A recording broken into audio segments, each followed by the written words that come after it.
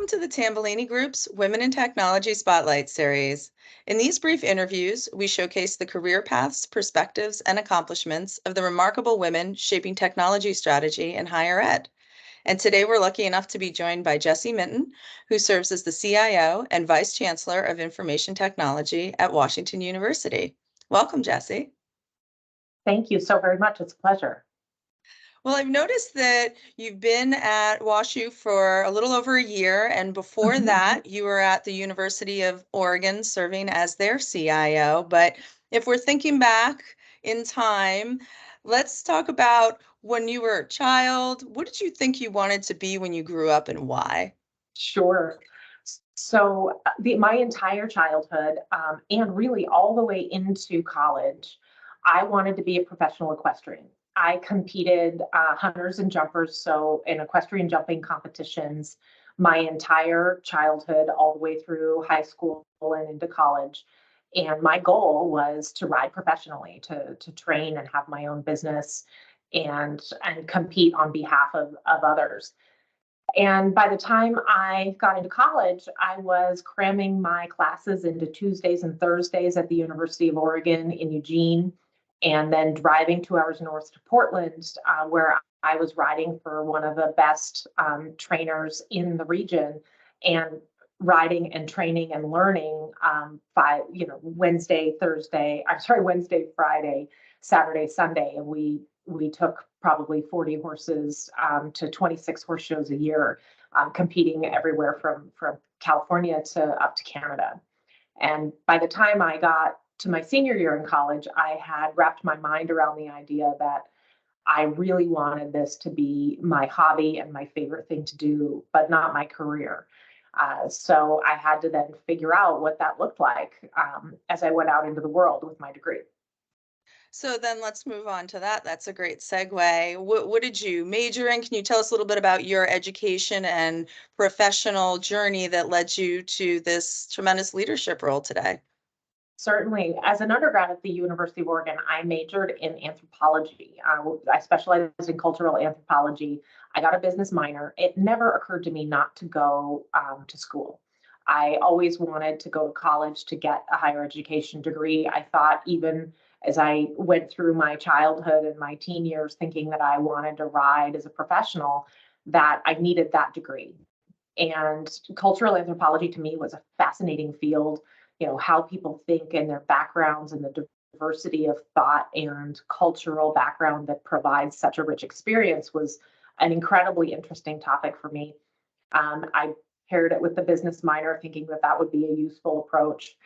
And, interestingly enough, it served me incredibly well as I move forward out into the world, having a really solid background in liberal arts and having that Bachelor of Science in a field around diversity and cultural diversity had been really important. So after I graduated from my undergrad, I really gave it some thought around what next. I'd lived in Oregon my entire childhood and all the way through college, and decided that I really wanted to get a bit of a broader experience. And I moved to New England. I had a friend there, and she was a friend who rode, and I had an opportunity to be able to start to build my career and still ride, which is something I couldn't have afforded to do as an early 20s person. And I happened to find a job in the mailroom through a temp agency for a competitor to CDW. And I ended up moving into a permanent role with them, doing return merchandise authorizations, and really sort of starting to figure out how to build myself a career and make myself valuable. And what was really interesting about that is it was a beginning of a pattern through my career where I was in a technology environment. I had been in New England about a year, and I got an amazing call as an opportunity to step into my first leadership role when I was 22 years old. I had worked as a call center representative in a language interpretation company for a woman who was a family friend. She had founded this company that really specialized in language interpretation, largely in the medical field. And I worked for them in college. And she called and said, I know this seems crazy, but our call center manager has stepped down, And I think that you can do this. Can I relocate you back to Portland and have you come manage our call center? So I became the call center manager at age 22. And of course, I was um, both afraid because this was an enormous move for me and it seemed really daunting. And I had that moment and I got some really good advice that when you have an extraordinary opportunity like that can be a launch pad for you, you take it. And you find yourself a good mentor and someone that can help you, and you have an opportunity to move forward. And that was really the first place that I stepped into leadership, and I never looked back. I had a great mentor there who helped me to understand how to manage people, how to manage with metrics. And in the midst of all that, we were in the middle of an office move and a migration from manual dialing and a FileMaker Pro database to a completely integrated telephony application with automated billing and automated dialing. And it was a small enough company that we didn't have IT. And so someone had to learn to administer the Avaya Definity switch, and someone had to learn to do desktop support to keep our contracting costs to a minimum. And that person ended up being me. And so I had this experience of being somewhat of an independent contributor in IT while learning to lead. And I really never looked back from the leadership space. I spent about a decade in the private sector before my first higher education experience in progressively more responsible roles for what at the time was a division of Web of Deeper Business Services, which has since been acquired by United Healthcare, and ultimately at Yahoo, leading their small business division for tier 1, 2, 3 support. So I was always really tech adjacent in those roles. And I had this opportunity to lead in a technical environment, but never in the IT department. Okay.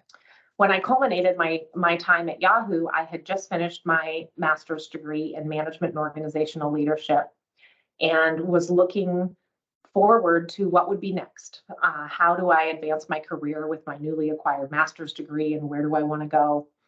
And I didn't want to relocate to California at the time. My husband and I wanted to stay in the Northwest. And I found this incredible opportunity in the IT department, reporting to the Chief Information Officer at Oregon Health and Science University, which is the academic medical center in Portland, Oregon. And I was really fortunate to be selected to serve. And I figured out a couple of really cool things there.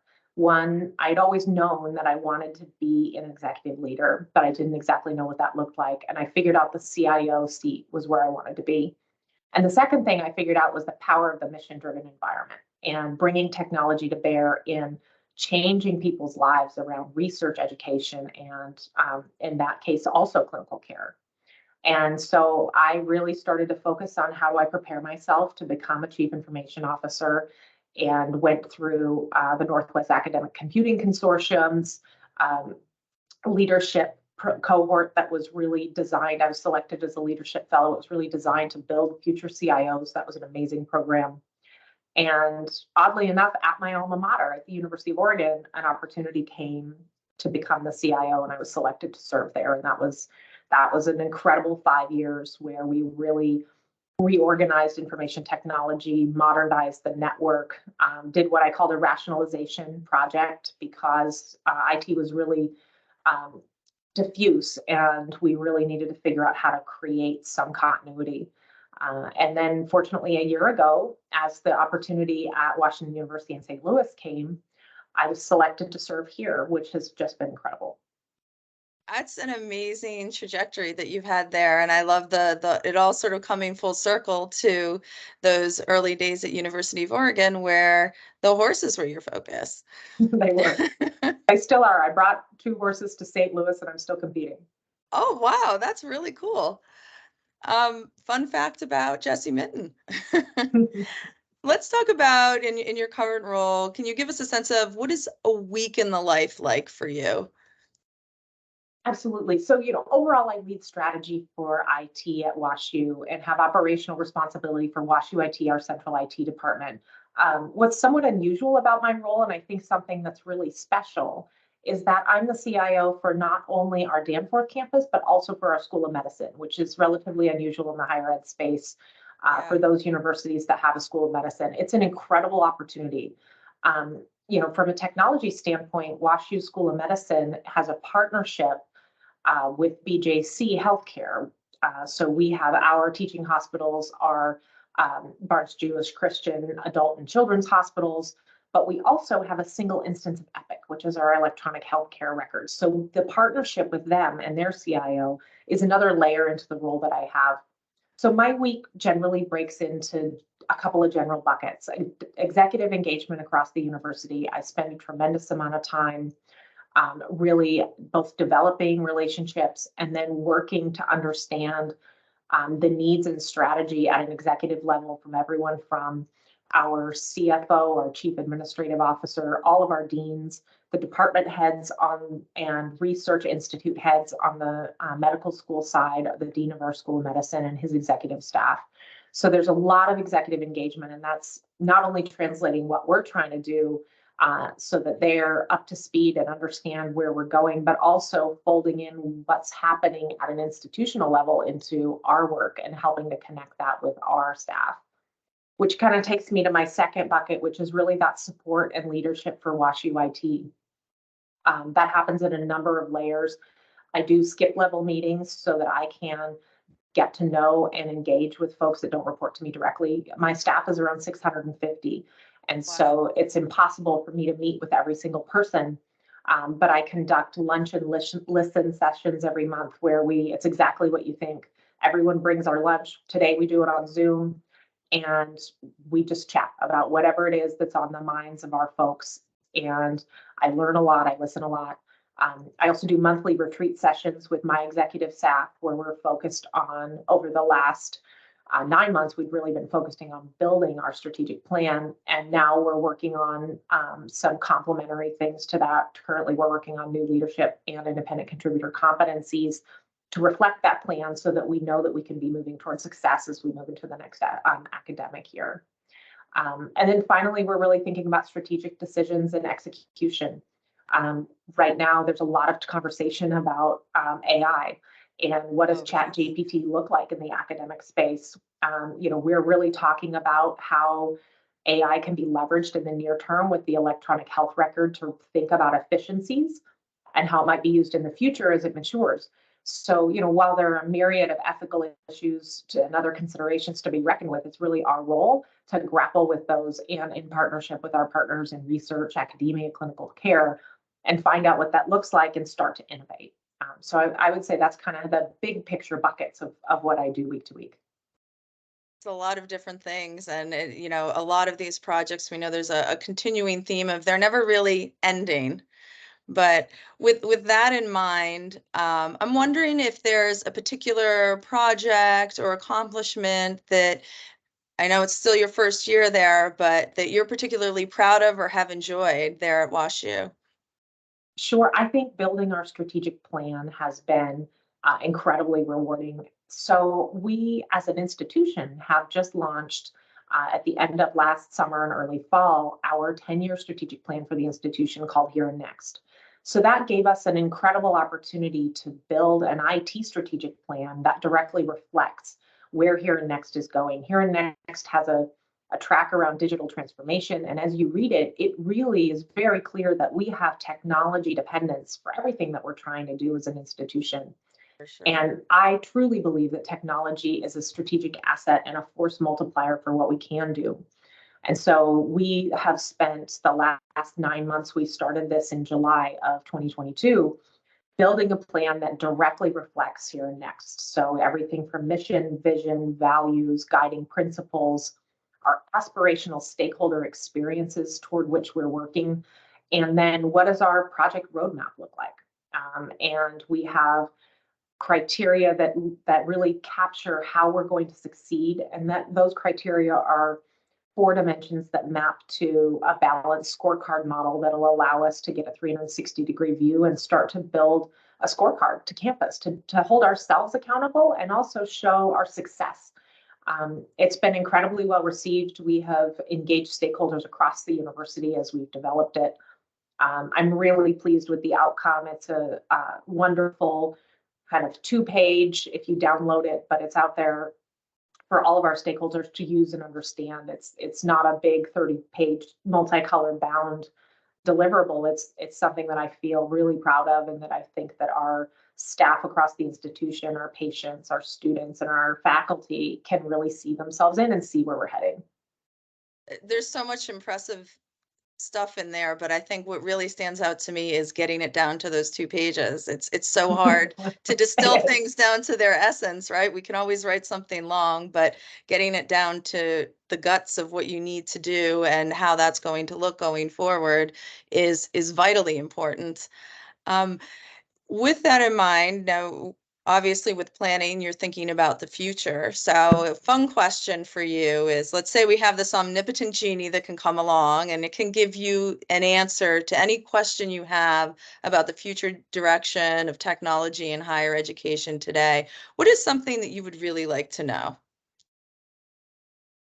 I think I'd really like to know where AI is headed, and how that might integrate with the metaverse long term. I think there's some really interesting things that we could do around virtual experiences. If you think about everything from doing surgical encounters for a medical student in the metaverse, to performing experiments that are perhaps highly technical and risky for a researcher or for a graduate student in the metaverse, how does an anthropology student maybe experience other cultures that are extinct in a different way, and what does that look like for pedagogy? And I think that there's an AI component to that. I think there's a leveraging the metaverse component for that. I think that there's also a huge data component of how do we truly leverage our data in a meaningful way.